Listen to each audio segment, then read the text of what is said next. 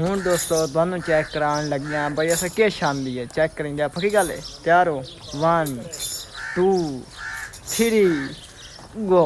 Check करो दोस्तों कपड़ा लावांगे। दोस्तों आज का व्लॉग यार बहुत छोटा जा लेकिन बहुत ज़बरदस्त है। किवें ज़बरदस्त है तो तुहानू चेक करेंगे। आज यार अस खावन लई क्या क्या चीज़ ले आया तो तुहानू चेक करेंगे। तो नालों नाल अपना मैं चलो दोस्तों दिखाइंदा व्लॉग स्टार्ट करेंगे। तो व्लॉग स्टार्ट करेंगे।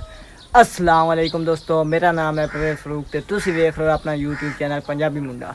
उम्मीद करेंदा तुसीं सारे ठीक ठाक होणगे। तो जेड़ा भाई आया साडे नवे चैनल तो न्यू बंदा हो जल्दी जल्दी मारे सब्सक्राइब तो ला करेंदे। आई मज़ेदार वीडियो शुरू किवें आई वीडियो शुरू होना क्योंकि अस आंदे यार तरबूज तो मतलब क्या तुहानू पता ना अजकल हिलवाने की मौसम चल रही वो भी आंदे नाल बोतल आलिए कन तुहानू चेक करेंगे जेड़ी जेड़ी शायद अस कितनी आंदी है।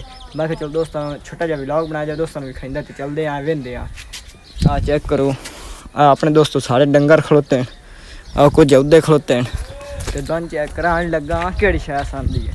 पक्की गल है ये कपड़े के थले मैं रखे हुआ आ चेक करो वेख सकते हो दोस्तों। हूँ दोस्तों तुहानू चेक करान लग्या भाई अस किश आंदी है चेक करेंगे पक्की गल है। तैयार हो 1 2 3 गो। चेक करो दोस्तों कपड़ा लावांगे। चेक कर लो माशाअल्लाह चेक करो। मैं क्या चलो नालों नाल दोस्तों दिखाया जाए कि असा केड़ी शै आंदी है। तो तुहानू चेक करा दी अज अस खाने लई की चीज़ आंदी है माशाअल्लाह बड़ी ज़बरदस्त है। तुहानू चेक करेंगे मैं चखी है चेक की है चेक करो बड़ी प्यारी आई खूबसूरत है बड़ी ज़बरदस्त मिठी आई मिठास बड़ी आई। तो मैं चलो दोस्तों ने शेयर करिए अज अस कि शै आंदी तो दोस्तों दिखाई जाए। तो उम्मीद करेंदा तुहानू अज का छोटा जा व्लॉग बड़ा बेहतरीन तो ज़बरदस्त लगो सी। अगर साडा व्लॉग तुहानू अच्छा लगा तो चैनल करो जल्दी जल्दी सब्सक्राइब तो वीडियो नू करो लाइक। इंशाल्लाह जल्दी मिलते हैं अपने नैक्सट व्लॉग आवन लई छोटा जा व्लॉग आवन लई तैयार हो गया तो बहुत जल्दी अस अपलोड करांगे इंशाल्लाह क्योंकि थोड़ी यार एक बैड न्यूज़ आई वो अस व्लॉग थोड़े 2-3 दिन मिस हो गए अस कोई नहीं अपलोड किए।